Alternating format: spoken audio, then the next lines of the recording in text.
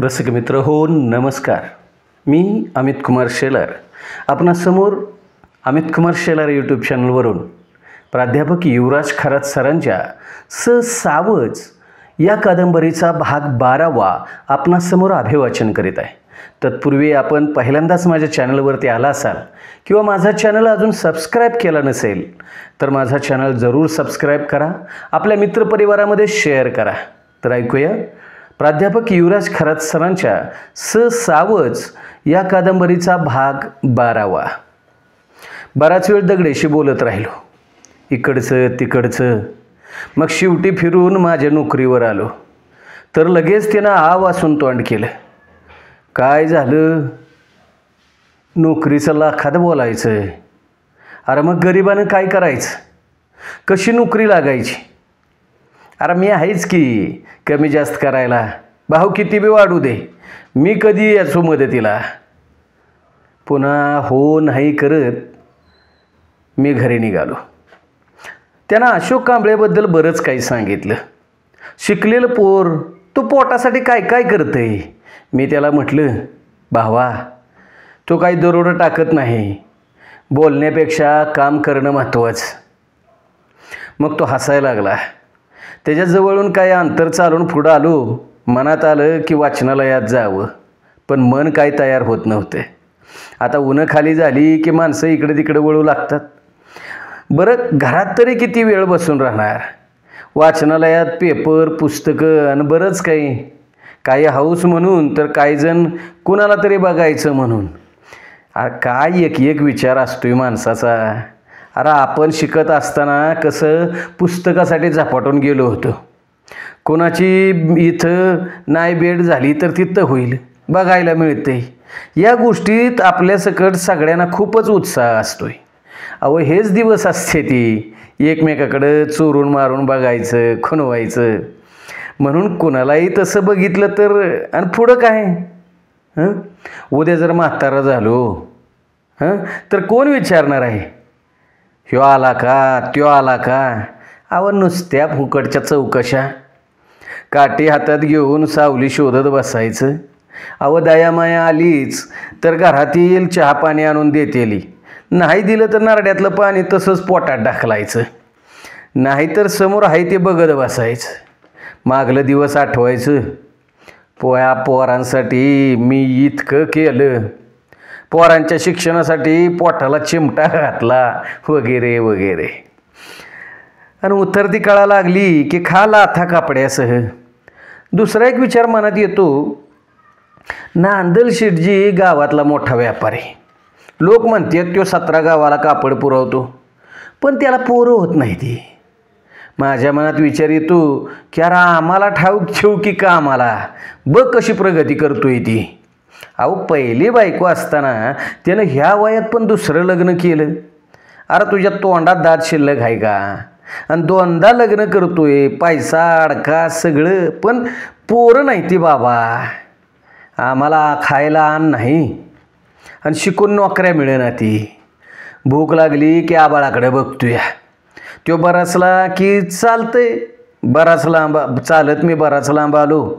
अहो कसल्या येडपट विचारात आपण गुरफटत जातोय. त्यावेळी बाजूच्या येड्या बाबळीन शहराची झाडं जणू माझी वाट बघत असते ती. पुढं आणखी काही अंतरावर असलेली निवडुंग तर लयच भारी. हो असल्या उन्हात तो ताट मानानं येतोय जातोय त्याच्याकडे बघत असतं.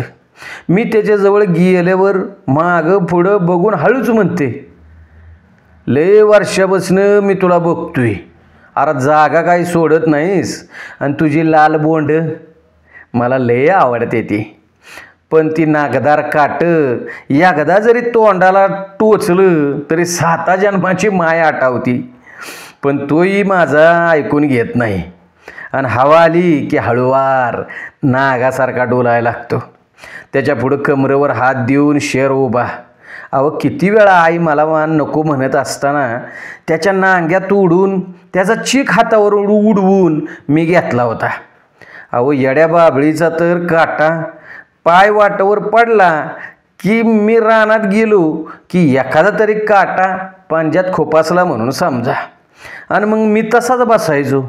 चंदनाची झाडं रातोरात तोडून त्याचा पैसा कुठं लोकांनी संपवला काय कळायला मार्ग नाही. तर काही झाडांची मुळं जमिनीपासून आपसुकच का वाळायला लागली. बाभळीच्या तरवाडाच्या साली आता नवसागराला जन्म घालू लागल्या. त्याचं हिरवं झाड म्हणून असणारं सौंदर्य गेलं आणि अंधारात लोकांसाठी त्याचं मुरवणं सुरू झालं. तो वास नाकापर्यंत आला की वाकायला होतं. तरी पण मित्रासोबत रानमेवा म्हणून त्याचा कोऱ्यापणाचा आस्वाद घेतलाय बघा. सुरुवातीला घेताना काही चव लागली नाही, पण नंतर वारा जसा अंगाला भेनला तसा त्याचा जोर वाढायला लागला. अहो बेधुंद काय असतं ते पहिल्या दाराचं पिल्यावरच कळते. आपल्या एका गावात किती भट्ट्या सुरू आहे ती 5, 10, 15. अरे बापरे, वैतागलेल्या माणसाला 10 रुपयाचा ग्लास लयच जवळचा वाटायला लागला आहे. अहो किती लोक रोज पितात आणि त्यातून कमाई किती रुपयांची. वाळूपेक्षा जास्त का कमी. अहो त्यात पण पैसा, ह्यात पण रुपया. कोण जागला, कोण मेला, तर कोण चाकून चिरला जातोय. माणसाच्या रक्ताचा सडा पैशासाठी गरम उन्हात पडतोय. अहो याचा कोण विचार करतंय. जगतंय जगू द्या, मरतंय मरू द्या. येईल पोलिसाची गाडी इन करल पंचनामा. आपण बाकीच्यांच्यासारखं बघत बसायचं. नाहीतर सावकाराचं पान खाऊन थेट सेंट मारून इंग्रजाची कुत्र्याची दोरी घेऊन हातात जगायचं. आईला ह्या गरिबीच्या 7 पिढ्या नासावल्या तरी बी आमच्या नशिबी हा वनवास. त्यावेळी पोटात उभ्या उभ्यात जाम कळ आली आणि केतकडाच्या बाजूला जाऊन लिंबाच्या सावलीला बसलो. अव काय विचार. आनंदाच्या क्षणीसुद्धा स्वस्त बसू देत नाही, पण एकदा नोकरी लागली की मागची पुढची सगळी चिंता मिटेल. मग चकचकीत फरशान, डोक्यावर थंडगार पाणी. अरे फुकट मरण्यापेक्षा काहीतरी करून मरू असा जवळचा लांबचा विचार मनाला कसलं तरी घेर घालत होतं आणि मी पाय उचलू लागलो. अहो पाय बी बधीर झाल्यासारखंच, पण करणार काय. पुढं बैलगाडीवाला माझ्यापासून काय अंतरावर चालला होता. त्यावेळी कुठनं बळ माझ्या पायात आलं काही कळलं नाही. गाडीवान दादा थांबला. त्यानं बी माझ्या 50 चौकशा केला आणि त्यात घर कधी जवळ आलं ती कळलंच नाही. दारात पाय ठेवला तर सगळी अगदी सामसूम होती. शेजारी पाजारी आपापसात कुजबुजत होती आणि माझं तर दाबच दान आणलं. काय झालं ते नीटसं कळायला काय मार्ग नव्हता. डोकं चालायचं बंद झालं होतं आणि तसाच घरात घुसलो. तात्याचा शर्ट फाडला होता आणि आई तशीच उखाडलेल्या जमिनीवर बेशुद्ध होऊन पडली होती. तसाच बाहेर आलो आणि विचारलं, काय झालं रे. एक जण म्हणला, अरे तुझा चलता आला आता, बरीच वादावाद झाली. अरे पण का. आणि तू तर फरार आहे ना. फरार. अरे चांगला 4 चाकीतनं गुपचूप आला आणि वाऱ्यासारखा गेला. आणि आईला काय असं केले. ताशाची लय हुज्जत घालत होता. तुझ्या आईमध्ये पडली. तिला वाटलं तो या बापाला मारायलाच आलाय. मोठ्या मोठ्यानं बोलून तात्यांना हिसकत येत होता. तुझं पण नाव घेत होता, शिव्या देत होता. अरे असं तसं बोलत होता आणि त्यावेळी माझे तळपायाच्या मस्तकाला जात होते आणि काही क्षणात माझ्या डोळ्यात रागात साठायला लागलं. अरे किती सहन करायचं. किती सहन करायचं. आपल्याच माणसाने छळ लावलाय. मी पुन्हा आईजवळ गेलो आणि तिच्या तोंडावर पाणी शिपाडलं. तिला हलवून बघितलं. I, A I, I. ती शांतच होती. तात्याला भिंतीला टिकून बसावलं. रडून रडून त्यांचं पण डोळं सुजलेलं. माझ्याकडे बघत तोंडातनं काय म्हणत होतं ते मला बी काही कळत नव्हतं. त्यांच्या ओठाच्या कडेला फेस आलेला, तरी पण मी शांतच होतो. क्षणभर काय करावं ते समजेना. मी पण त्यांच्यासारखाच बसून राहिलो. पोलिसात जायचं तर कुणाविरुद्ध कंप्लेंट करायची? हां, चुलता तर सगळं करून पसार झालेला, तो सापडेल कुठं? बरं, त्याच्या विरोधात काय, कोणाजवळ बोलायचं, कोणाजवळ बोलायचं आणि काय विचारायचं? अहो, काय बी केलं तरी तो पैसे देऊन सगळं गपगार करणार. मी घरातनं बाहेर आलो, उगावलेला दिवस आता मावळ तिकडं जायला लागलेला. शेजारच्या अंगणात चूल पेटली होती आणि सगळा धूर आजूबाजूला पसरत चाललेला. लाईट रात्री 11-12 वाजता येणार. आया अंधारात पडलेली आणि तात्या भीतीला चिटकून बसलेलं. आया बाया तिला सावरायला आल्या, पण त्या पण निघून गेल्या. सायकलीवर आईला दवाखान्यात न्यावी तर चाकात हवाच नाही.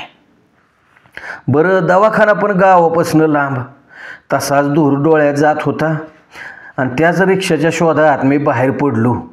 त्यातनं बी तात्या म्हणलं, आईकडं बघ, आईकडं बघ पोरा. आणि त्यांनी टॉवेला तोंड दाखवून घेतलं. आईला तर दवाखान्यात नेली पाहिजे. आपल्या अस्तित्वाचा अंश तिच्यात दडलेला आहे. डोक्यावर पांढऱ्या आभाळात काळं ढग असताना मी भुई तुडवत एकटाच डोळ्यातील आसवं पुसत कना कना कना चाललो. अंधार पडताना आईला दवाखान्यात आणले. त्यात बरं झालं अब्दुल्ला मध्येच भेटला. त्याच्या ओळखीनं रिक्षा आणली आणि तशीच घेऊन आलो. दवाखान्यात पोचलो तर डॉक्टर नाहीत. नर्सनं काय काय केलं, पण प्रत्येक वेळेला ते म्हणायचे, बाहेरची औषधं आणावी लागतील, पैसे लागतील. म्हणजे काय, 200 नाही 500 भरतो, पण सरकारी दवाखाना आहे ना मॅडम.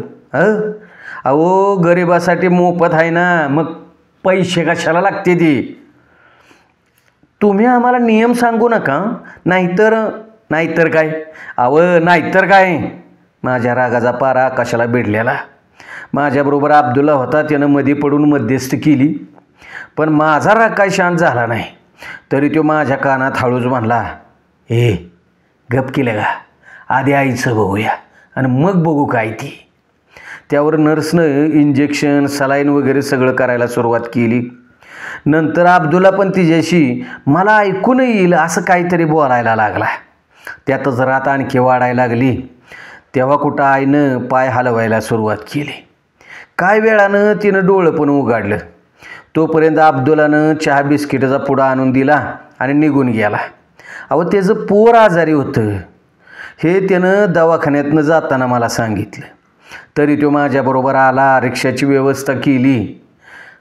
आता मी दवाखान्यात एकटाच होतो आणि सोबतीला अवतीभोवती असलेल्या लोकांची भयान दुखणे. मी अस्वस्थ. काही क्षण तर मला वाटायचं की माझं काळीच तुटून पडायला लागलंय. रक्ताचा लोंढा हातात घेऊन मोठ्यानं मी हसतोय. अरे काय ह्यो वेडपटपणाचा विचार सारखा मला त्रास देतो. आईनं डोळ्याची उघडझाप केली. मला काहीतरी बोलावं वाटलं, पण तेच काय कळेना. नुसतंच मी तिच्याकडे बघत होतो. चहा बिस्किट आणलं, पण तिनं तोंडाला बी नाही लावलं. तू पी. मी गप्पच. नंतर ती म्हणली, पाणी. येताना मी काय आणलेलं नव्हतं. पाणी आणायचं कशात? पुन्हा मी त्या नर्सकडं पळालो. तिनं बोटानं त्या बाजूला आहे म्हणून इशारा केला. तिथं पण गेलो, पण ग्लास काय सापडला नाही. शेवटी एक तांब्या मला दिसला. अहो, कोणाचा काय हाय याचा विचार न करता सरळ उचलला, भरून घेऊन आईजवळ आलो. तिला पाणी दिलं आणि पुन्हा तांब्या हाय त्या ठिकाणी नेऊन ठेवला. आई पुन्हा झोपली आणि मी पायरीवर येऊन बसलो. काय दुखणं मागं लागतील आणि इथं कोणाला काय झालं तर कोणाला भयंकर काही. अहो, काय माणसं, कोण जाळलेलं, कोणाचा पाय तुटलेला. मनातल्या मनात मी म्हटलं, आईला तसं आपण सुखी आहे. सुख दुःख सगळ्यांनाच असतं. त्याला सामोरं गेल्याशिवाय जगण्याचं बळ मिळत नाही. माझ्या वयाची पोरं गरिबीला कटाळून आईबा गेल्याचं दुःख जिवंतपणे पचावते ती, तर काही जण हातपाय नसून जगते ती, आणि आपण मुळू रडत बसतोया. ही दुःखाची राईट जाईल की हो, करा ती होई तसेच जाईल. वेळ काळ कोणाला थांबला आहे? मी आभाळात बघितलं.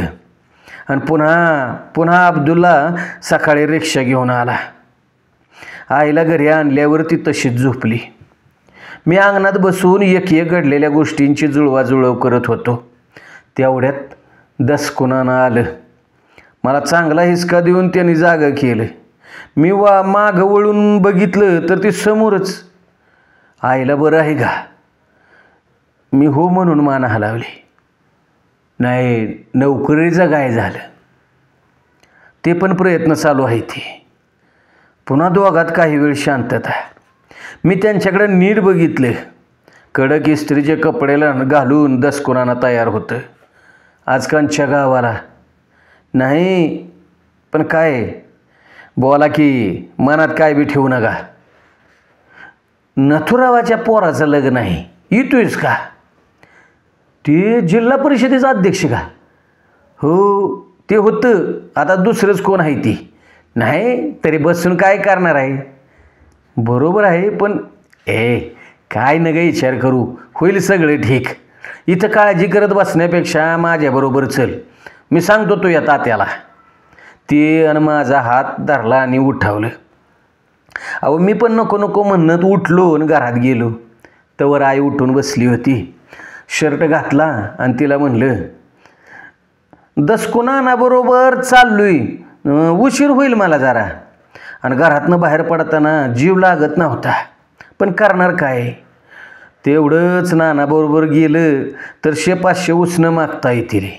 आणि ते नाही म्हणणार नाही. ती दाढी केली पाहिजे, त्यामुळं गाल जरा जास्तच गुळगुळीत होतील. तरी पुन्हा पुन्हा गालावरनं हात फिरवत असायचो. माझ्यापेक्षा नाना जास्तच नाटला होता. अत्तर बित्तर मारून केस काळी करून जणू त्याच्या दुसऱ्या लग्नालाच चाललो या. पण मी काय म्हणलं नाही. तात्याचं आणि त्याचं चांगलं पीक आहे, पटायचं.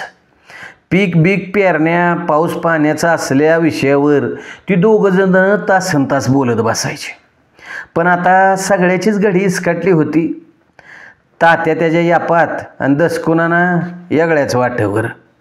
त्यांचं नाव दशरथ होतं, पण सगळीजण त्यांना दसकुनाना म्हणूनच हाक मारायची. आम्ही चालत बरंच पुढं आलो. ती बोलायला लागलाय, तू त्या सावरेबरोबर का फिरतोस रे? अहो, माझी सरपंच ना. 4 ठिकाणी वळखी पळकी आहेत त्याच्या. नोकरीला लागताना ओळख बी लागती ना. हां, मग तोच राग तुझ्या चुलत्यानं धरला असेल बघ. हो ना, म्हणजे मी कोणाबरोबर राहायचं ती कोण ठरवणार? अरे कोण ठरवणार?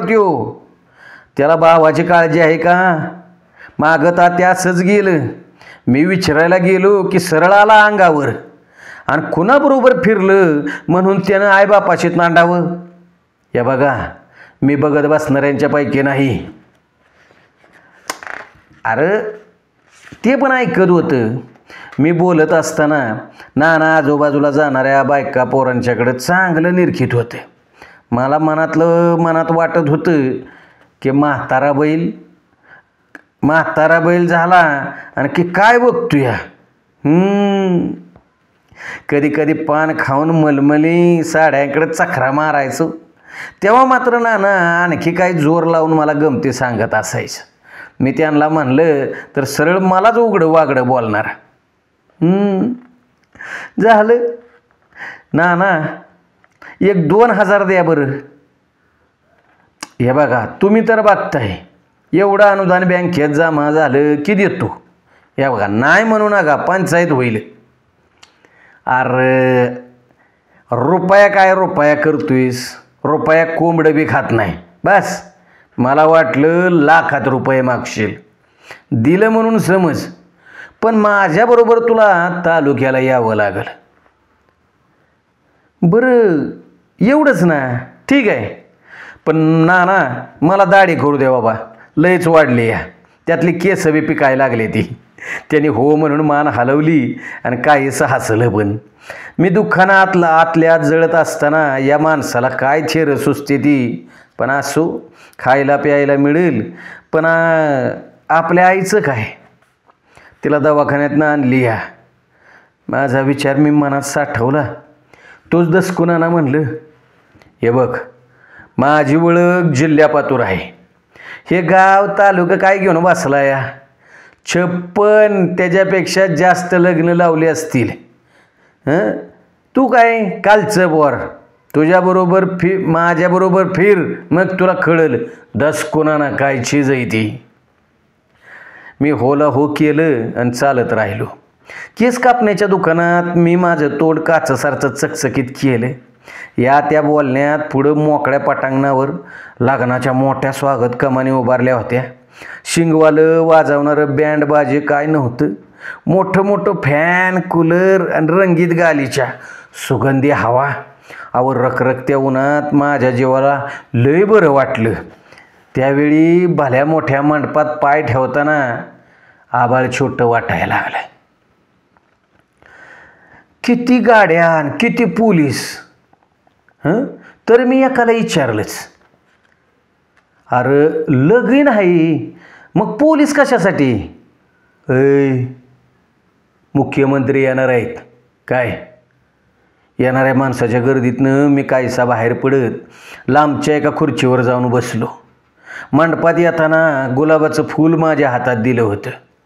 त्याचा सुगंध देहभर पसरला होता. पण मध्येच आईची आठवण आली की तसंच गैवरून यायचं.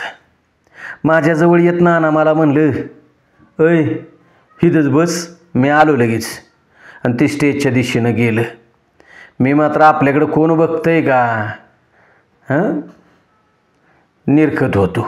आणि काही वेळापूर्वी अंगावर पडलेल्या सुगंधी अत्तराचा एकटाच गर्दीत सुगंध घ्यायला लागलो. त्याचवेळी माझी नजर मंडपाच्या बाहेर गेली तर बरेच जण उघड्या वागड्या अंगानेच हातात बुकेची ताटं घेऊन डोक्यावर ऊन झेलत बसलेली होती. बाहेर उघड्या अंगानं डोक्यावर ऊन झेलत बसली होती.